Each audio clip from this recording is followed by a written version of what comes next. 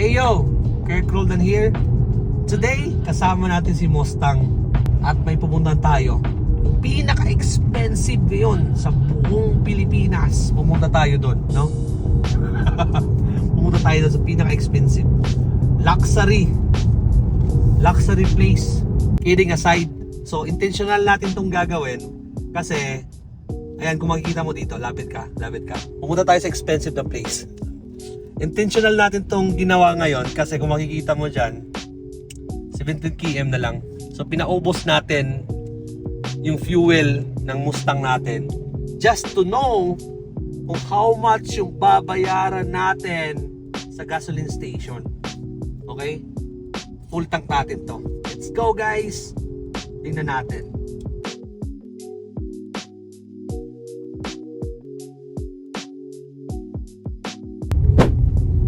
Ilan kanina? Di ba 17? So ngayon 9 km na lang. So di pa kami nakapagas kasi may pinuntahan pa kaming isang activity. So ngayon maghanap pa lang tayo ng gasoline station. 9 km na lang pero mahirap tong lagyan ng gas kasi hindi to basta-basta kahit saan ka lang makakabili ng or kahit saan ka lang magpapagas, hindi sa lahat. So hanap tayo ng Shell. Hopefully makahanap, no? Or Petron. Let's go! Ayan, at last umabot pa ako. So ayan, no? 3 km na lang, no? Umabot pa. Yes boss, full tank. Start zero. Titingnan natin kung saan abutin, no? Full tank. Alright, let's go. Let's do it.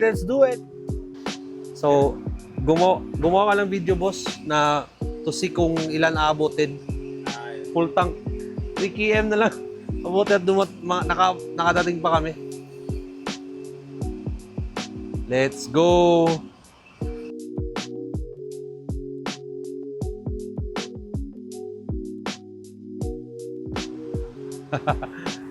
Tingnan natin kung ilan aabutin.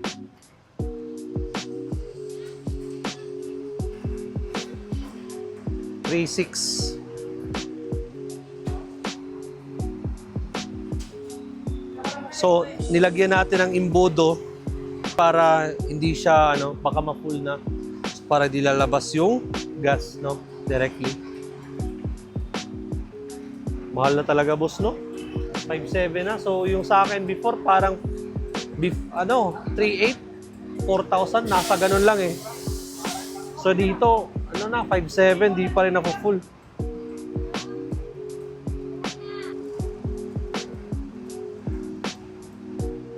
Ayun, so in-stop na lang kasi baka masagad. Hindi pa siya fully full, pero in-stop na lang kasi baka So total bill 5,953. So yun yung full tank niya ngayon. So before 3,800 to 4,000 yung full tank ko nito. But ngayon umabot na sa 5,000.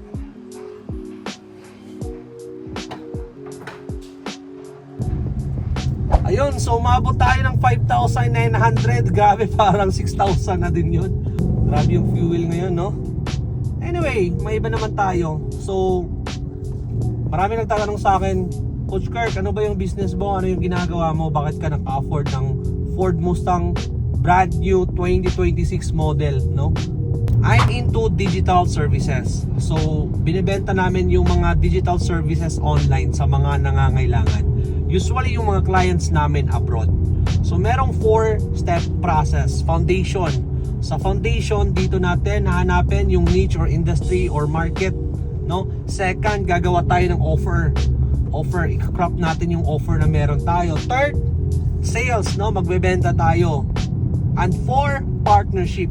So, ibig sabihin nun, kahit wala kang idea about this, marunong ka lang magpapasok ng client, you can partner with someone who can help you deliver, fulfill.